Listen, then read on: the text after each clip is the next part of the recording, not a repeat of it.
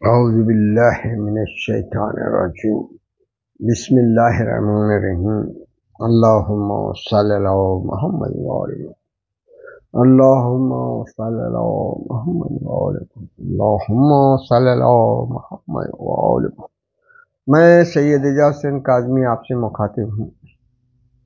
آج میں جو سبھی جانتے ہیں کہ شیعہ جو ہے تو شیعہ بچہ جو ہے دینی تعلیم میں اصول دین 5 اور فروع دین 10 اس کی تعلیم حاصل کرتا ہے، اور اصول دین میں 5 میں پہلے توحید، پھر عدل، پھر نبوت، اور اس کے بعد امامت، اور 5ویں قیامت، جیسے 5 ہے۔ تو آج میں جو ہے تمام، کیونکہ امامت کا معاملہ جو ہے اگر کوئی امامت کو نہ مانے تو وہ شیعہ نہیں رہ سکتا۔ شیعت کے لیے ضروری ہے کہ وہ امام کے اوپر یقین اور ایمان لائے۔ اب یہ امامت کے بارے میں ایک کتاب ہے جناب شیخ علی اصغر قائمی صاحب کی، انہوں نے جو تو فارسی میں لکھے ہیں، اس کا اردو ترجمہ سید مبین حیدر رضی صاحب نے، اس میں 40 سبق ہیں، اور یہ جو امامت والا سبق ہے وہ 30واں سبق ہے۔ تو وہ ہم ڈائریکٹ امامت کے اوپر ہی وہ کریں گے۔ پہلے شروع کے جو ہے تو بیسک، وہ بعد میں یعنی توحید ہے، عدل ہے، نبوت ہے، وہ کا تو پہلے تذکرہ ہو چکا ہے۔ ابھی امامت کے بارے میں جو ہے یہاں پر جو پیش کرتے ہیں 30ویں سبق، دین اسلام کی چوتھی اصل اور اعتقاد کی چوتھی بنیاد امامت ہے۔ یعنی دین اسلام جو ہے اس میں چوتھی اصل مولانا پہلے توحید، عدل، نبوت، اور چوتھے امامت۔ چوتھی اصل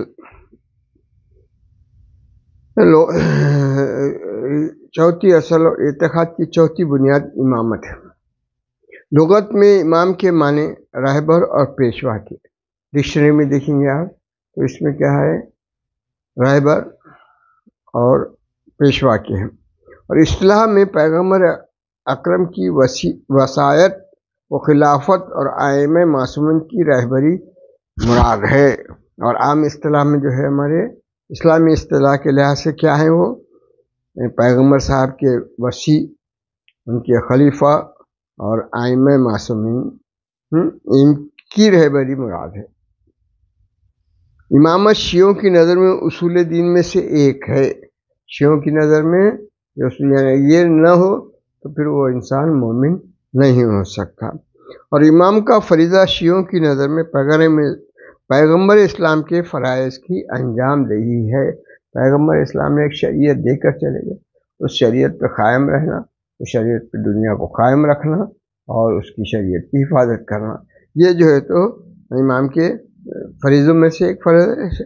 شیعوں کی نظر میں پیغمبر اسلام کے جو فرائض تھے وہ سب انجام ہے۔ آپ کے فرائض میں یہی تھا کہ کیا ہے، آپ نے اب جب مکمل دین دے دیا، اس مکمل دین کی جو ہے تو حفاظت کرتے ہوئے اس کی انجام دہی اور اس کی حفاظت کرنا، یعنی پیغمبر اکرم صلی اللہ علیہ وسلم کی بعثت اور ائمہ کے منسوب ہونے کا مقصد ایک ہے۔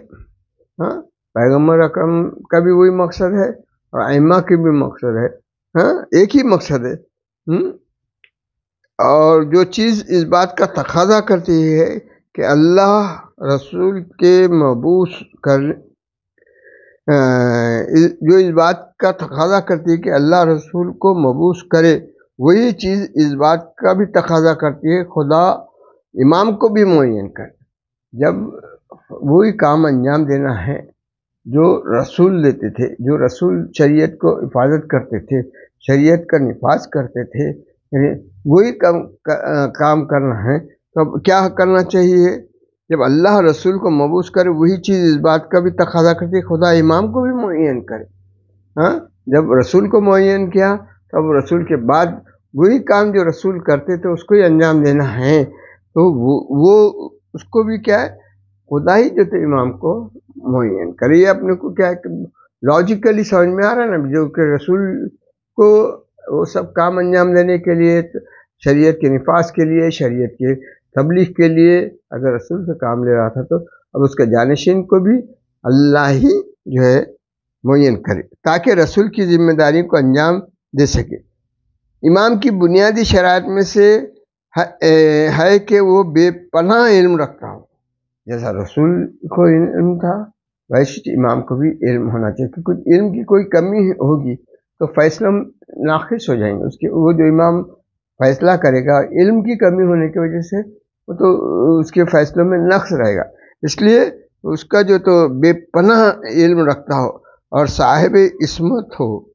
اس کے بعد کیا ہے، دوسری ایک بات یہ ہے کہ وہ صاحب عصمت ہو، یعنی اس میں کوئی برائی اس سے ٹچ بھی نہ ہو۔ نیز خطا و نسیان سے دور ہو، خطا بھی نہ ہونا اور نسیان بہک جانا، دماغ ہوتا ہو، یہ کبھی بھی جو تو امام کو بھی وہ کیفیت میں رہنا چاہیے جو کیفیت نبی کی ہوتی ہے۔ نبی کو بھی نسیان نہیں ہے تو امام کو بھی نسیان یعنی بھول ہو جانا، دیوانگی آ جانا، یہ اس سے امام کو بھی یہ بنا ہونا چاہیے، اس کو بھی نہیں ہو جائے۔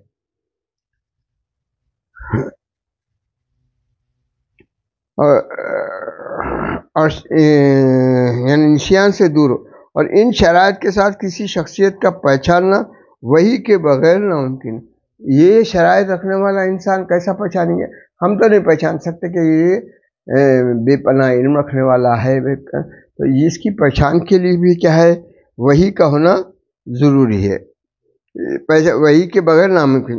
اس لیے شیعہ معتقد ہے کہ منصب امامت بھی ایک الہی منصب ہے، یہ انسانوں کا دیا ہوا منصب نہیں بلکہ یہ الہی منصب ہے۔ شیعہ کا اعتقاد یہ ہے، اور امام کو خدا کی طرف سے معین ہونا چاہیے۔ اب امام کس کی طرف سے ہونا چاہیے؟ خدا کی طرف سے ہونا چاہیے۔ کیوں کہ اس کے اندر وہ سب صفات ہونا چاہیے کہ اس میں نسیان نہیں ہونا چاہیے، اس کے بے پناہ علم ہونا چاہیے، وہ خطا نہ کرتا ہو، اس میں عصمت ہو۔ یہ چیزیں جو ہے تو عام انسانوں میں تو نہیں ہو سکتی، وہ خدا ہی جس کو سلیکٹ کرے ہو سکتا ہے۔ تو امام کو خدا کی طرف سے معین ہونا چاہیے، لہٰذا امامت اور خلافت کی بحث ایک تاریخی گفتگو نہیں ہے، یہ ہسٹوریکل وہ نہیں کہ یہ بن گئے تھے بھائی وہ بن گئے تھے، ہسٹری میں تو یہ ہے نہیں، یہ خدائی منصب ہونے کی وجہ سے یہ ہسٹوریکل ایونٹ میں نہیں شمار کیا جاتا ہے، یہ اسلامی احکام میں آئے گا۔ یہ ہسٹوریکل ایونٹ میں جو کرسی پہ بیٹھ گیا وہ امام بن گیا، وہ ثقیفہ میں طے کیا گیا اس لیے امام ہوگا، ایسا نہیں ہے۔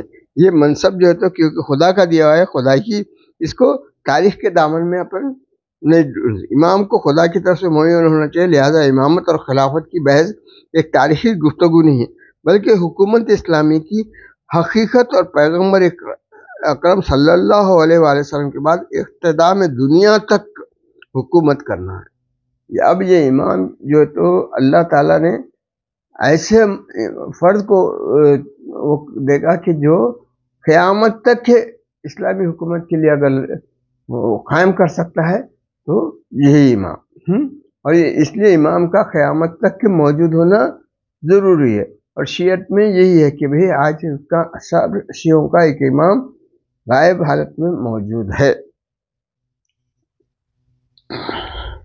کیونکہ بلکہ حکومت اسلامی کی حقیقت اور پیغمبر اکرم صلی اللہ علیہ وسلم کو اختتام دنیا تک حکومت کرنا ہے، اور ہماری آئندہ کی زندگی سے مکمل طور پر ہماری آئندہ کی زندگی اسی سے مربوط ہے، جس میں جو تو اللہ کا نمائندہ ہمارے پہ حکومت کریں گا تو اسلامی حکومت قائم ہوگی،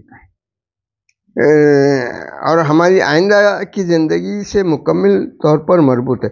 اسی طرح یہ دیکھنا ضروری ہے کہ پیغمبر اکرم کی وفات کے بعد اعتقادی اور فکری مسائل میں لوگ کس کی طرف رجوع کریں، یعنی اب یہ دیکھنا ہے کہ بھئی پیغمبر صاحب کی وفات کے بعد اعتقادی اور فکری، اعتقادی بولے تو اپنے سب جو تو ایمانی باتیں، اور فکری جو تو اپنے روزمرہ کے مسائل وغیرہ کس کی طرف رجوع کرے۔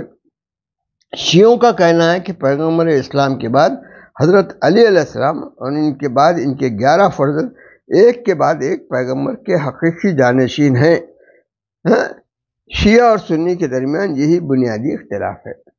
اب شیعوں کا کیا وہ ہے کہنا کہ حضور کے بعد امام جو ہیں وہ حضرت علی علیہ السلام ہیں، اور ان کے بعد 11 امام انہیں کے فرزند ہیں، یعنی پہلے ان کے بڑے فرزند امام حسن، پھر ان کے دوسرے فرزند امام حسین، اور اس کے بعد امام حسین کے باقی کے 9 فرزند جو ہے تو ایک کے بعد جو آئے ہیں، یہ جو ہے تو یہ جو ہے تو شیعہ اور سنی کے درمیان میں بنیادی اختلاف ہے۔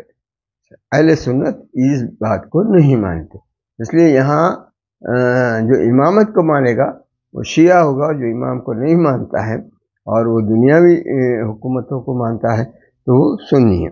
ہمارا اصل مقصد اس بحث میں یہ ہے کہ امامت پر عقلی، تاریخی، قرآنی اور سنت نبوی سے دلیلیں پیش کریں۔ اب یہی ہے بھئی، اب امامت کے بارے میں ہم کو بتانا ہے تو ہم کو کیا کیا کرنا پڑیں گا؟ عقل، دوسرا تاریخ، ہسٹری، اور پھر تیسری قرآن، اور چوتھا سنت نبوی۔ ان 4 چیزوں سے ہم دلیلیں پیش کرنی ہیں، کیونکہ ہم اس بات سے معتقد ہیں کہ اسلام حقیقی کا نورانی چہرہ مذہب شیعہ میں پایا جاتا ہے، اور صرف شیعہ ہی ہیں جو حقیقی اسلام کو اپنے تمام تر کمالات کے ساتھ پوری دنیا میں پہچانوا سکتے ہیں۔ لہذا ہمیں اس کی حقانیت کو دلیل و منطق کے ذریعے حاصل کرنا چاہیے۔ جب شیعہ کے ذریعے سے یہ اصل اسلام پہچانا جا سکتا ہے اور اس کا نورانی چہرہ لوگوں کے سامنے لایا جا سکتا ہے، تو شیعہ جو ہے حقیقی اسلام کو تمام تر کمالات کے ساتھ پوری دنیا کے سامنے پہچانوا سکتے ہیں۔ لہذا ہمیں اس کی حقانیت دلیل و منطق کے ذریعے حاصل کرنا چاہیے۔ امامت کا ہونا ضروری ہے۔ اب یہ امامت کا ہونا ضروری ہے یہ ہم ثابت کریں گے۔ پہلے دلیل لطف، امامت عامہ یعنی دلیل لطف۔ شیعہ معتقد ہے کہ بندوں پر خدا کا لطف اور اس کی بے پناہ محبت حکمت کا تقاضا ہے کہ پیغمبر اکرم کے بعد بھی لوگ بغیر رہبر کے نہ رہیں، یعنی اللہ جو تو مہربان ہے، وہ انہیں لطف و کرم ہر ایک پہ دیتا ہے، ہر وقت ہونا چاہیے۔ تو اللہ اسی بات کا تقاضا ہے، اسی محبت کا، اسی حکمت کا تقاضا ہے، پیغمبر اکرم کے بعد بھی لوگ جو ہے تو بغیر رہبر کے، بغیر گائیڈ کے، بغیر امام کے نہ رہے۔ یعنی جو دلیلیں پیغمبر اکرم کے مبعوث ہونے کے لزوم پر دلالت کرتی ہے، وہی دلیلیں اس بات کی متقاضی ہیں کہ امام کا ہونا بھی ضروری ہے۔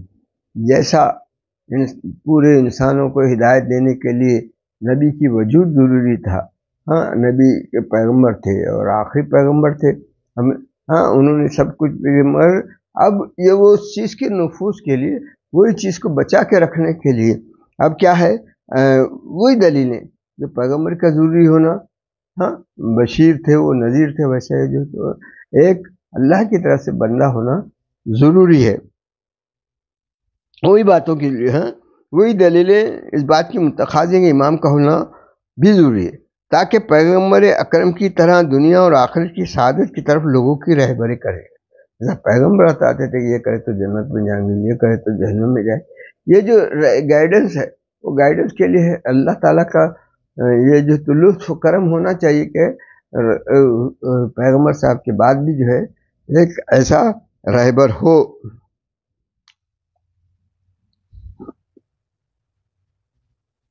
اور یہ بھی ممکن نہیں ہے کہ وہ مہربان خدا بنی نو انسان کو پیغمبر اکرم کے بغیر کسی ہادی اور بغیر کے چھوڑ دے۔ وہ اتنا مہربان خدا جو ہے تو وہ مہربان خدا اپنی بنی نو انسان کو بغیر پیغمبر کے بعد بغیر کسی ہادی رہبر کے چھوڑ دے۔ سب دے دیا، اللہ نے بتا دیا، یہ ہے نبی کے ذریعے سب کچھ بتا دیا، اور وہ بتا دیا کہ یہ آخری نبی ہے، ان کے بعد نبی نہیں آئے۔ جب نبی نہیں آئے گا تو اب وہ چیزوں کے لیے کوئی رہبر بھی اللہ تعالیٰ کا ہی کام ہے کہ بھائی جب تو نبی بھیجا تو ہم کو گائیڈنس دیتا تھا، اس کے بعد ہمارے کو ایک ایسا رہبر ضروری ہے کہ نبی کی باتوں کو جو تو محفوظ بھی رکھے اور ہم کو گائیڈ بھی کرے۔ اب یہاں پہ ایک ہشام بن حکم سے جو مناظرہ ہوا تھا اس کا ایک دلیل کے طور سے یہاں تاریخی واقعہ بیان کر رہے ہیں جناب۔ ہشام کا شمار امام جعفر صادق علیہ السلام کے شاگردوں میں سے ہشام بن حکم، یہ جو تھے امام جعفر صادق علیہ السلام کے شاگردوں میں سے ہیں، کہتے ہیں میں جمعے کو بصرہ گیا، کون؟ ہشام، اور وہاں کی مسجد میں داخل ہوا۔ عمرو بن عبید معتزلی عالم اہل سنت، یہ معتزلی جو ہے تو ایک فرقہ ہے، وہاں بیٹھے تھے، یہ معتزلی صاحب وہاں بیٹھے تھے، ان کا نام ہے عمرو بن عبید، اور ان کو لوگ گھیرے میں لیے ہوئے سوال و جواب کر رہے تھے۔ میں بھی ایک گوشے میں بیٹھ گیا، کون؟ ہشام بن حکم، اور کہا میں اس شہر کا نہیں ہوں، کیا اجازت ہے کہ میں بھی سوال کروں؟ انہوں نے شخص سے بولے کہ میں بھی آپ سے کچھ سوال کروں کیا؟ کہا جو کچھ پوچھنا ہے وہ پوچھو۔ میں نے کہا آپ کے پاس آنکھ ہے؟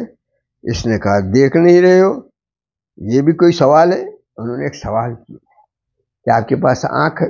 انہوں نے یہ کیسا سوال ہے، دیکھ نہیں رہے؟ میں نے کہا میرے سوالات کچھ ایسے ہی ہیں۔ کہا اچھا پوچھو، ہر چند کے یہ بیکار ہے؟ انہوں نے کہا جی ہاں آنکھ ہے۔ بولے آپ کو بیکار سمجھ رہے ہیں، مگر میرے سوالات اسی قسم کے ہیں، آپ کو جواب دینا تو اچھا، خیر ٹھیک ہے، جی ہاں ٹھیک۔ میں نے کہا ان آنکھوں سے کیا کام لیتے ہیں؟ ہشام نے پوچھا۔ کہا دیکھنے والی چیزیں دیکھتا ہوں، اقسام اور رنگ کو مشخص کرتا ہوں۔ میں نے کہا زبان ہے؟ اب اس کا دوسرا سوال کریں، آنکھ کا سوال کیا انہوں نے، پھر دوسرا سوال کی آپ کے پاس زبان ہے؟ کہا جی ہاں۔ میں نے کہا اس سے کیا کرتے ہیں؟ جواب دیا کہ اس سے کھانے کی لذت معلوم کرتا ہوں، زبان سے کھانے۔ میں نے کہا ناک ہے؟ ناک ہے؟ کہنے لگے جی ہاں۔ میں نے کہا اس سے کیا کرتے ہو؟ کہا خوشبو سونگھتا ہوں، اور اس سے خوشبو اور بدبو میں فرق کرتا ہوں۔ میں نے کہا کان بھی ہے؟ میں نے کہا کان بھی ہے۔ جواب دیا جی ہاں۔ میں نے کہا اس سے کیا کرتے ہیں؟ کان سے بھی کیا کرتے ہیں؟ جواب دیا اس سے مختلف آوازوں کو سنتا ہوں اور ایک دوسرے کی تشخیص کرتا ہوں۔ میں نے کہا اس کے علاوہ قلب یعنی عقل بھی ہے؟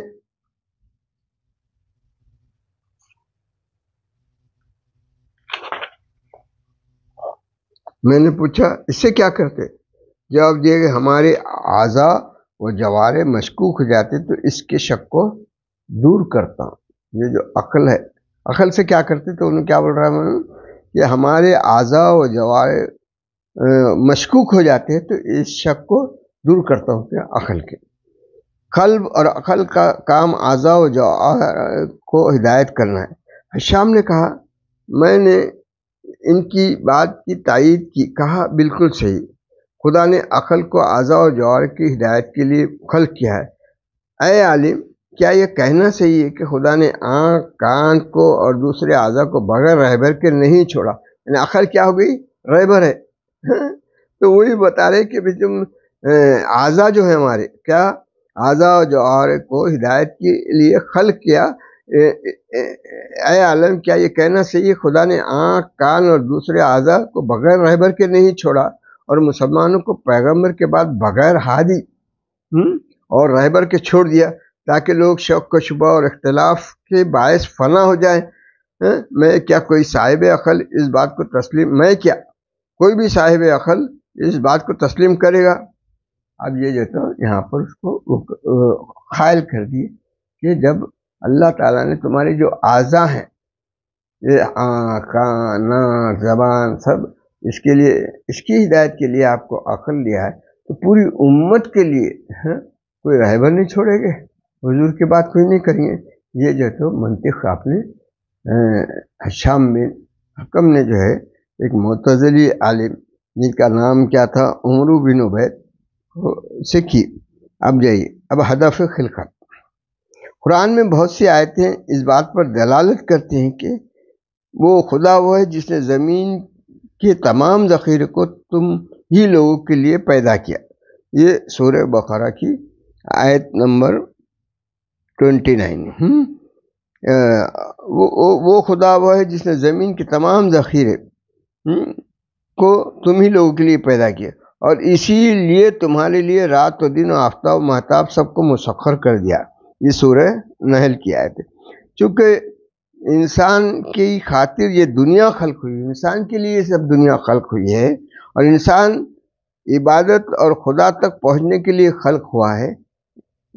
یہ دنیا خلق ہوئی انسان کے لیے، انسان خلق کا کے لیے ہوا ہے، انسان خدا تک پہنچنے کے لیے خلق ہوا، تاکہ اپنے حسب لیاقت کمال تک پہنچ سکے۔ اس مقصد کی رسائی کے لیے رہبر کی ضرورت ہے، اور نبی اکرم صلی اللہ علیہ وسلم کے بعد امام استقامت کا رہبر و ہادی ہے۔ یعنی آپ کو جیسا ساری دنیا آپ کے لیے خلق کیا اور آپ کو خدا تک پہنچنے کے لیے کیا، تو جب آپ کو اس کے لیے آپ کیسا پہنچیں گے، تو اس کے لیے رہبر کی ضرورت ہے، اور اسی لیے ہم امامت کے قائل ہیں۔ اب اس کے بعد جو ہے، اب یہاں مہربان اور درد مند پیغمبر اور مسئلہ امامت، ہمارا جو مہربان اور درد مند پیغمبر کو ہمارا سب کا درد ہے، مہربان تھے، اور مسئلہ امامت کو انہوں نے کیا چھوڑ کے چلے گئے ویسے۔ اب اس کے بارے میں سنیے، یقیناً تمہارے پاس وہ پیغمبر آیا ہے جو تمہیں یقیناً تمہارے پاس وہ پیغمبر آیا ہے جو تمہیں میں سے ہے، اور اس پر تمہاری ہر مصیبت شاخ ہوتی ہے۔ تمہیں میں سے کیوں انسانی بشری شکل میں، تو تم اگر غمگین ہوں گی تو وہ غمگین ہوگا، تم بہکیں گے تو وہ پریشان ہو جائے گا، تم کہیں مصیبت میں مبتلا آئیں گے تو وہ غمگین ہوگا۔ تو یقیناً تمہارے پاس پیغمبر آیا جو تم میں سے ہے، اور تمہاری ہر مصیبت اس کو شاخ ہوتی ہے، اور تمہاری ہدایت کے بارے میں حرص رکھتا ہے، اور تمہارے کو جو گائیڈنس کرنے کے لیے وہ حریص ہے، ہر ایک مومن بن جائے، ہر ایک کو بن، اور مومنین کے حال پر شفیق اور مہربان۔ یہ ہے پیغمبر اکرم۔ یہ جو تو آیت ہے سورہ توبہ کی 100، دیکھیے آپ 28 نمبر کی آیت ہے، اس کا ترجمہ سنائیں۔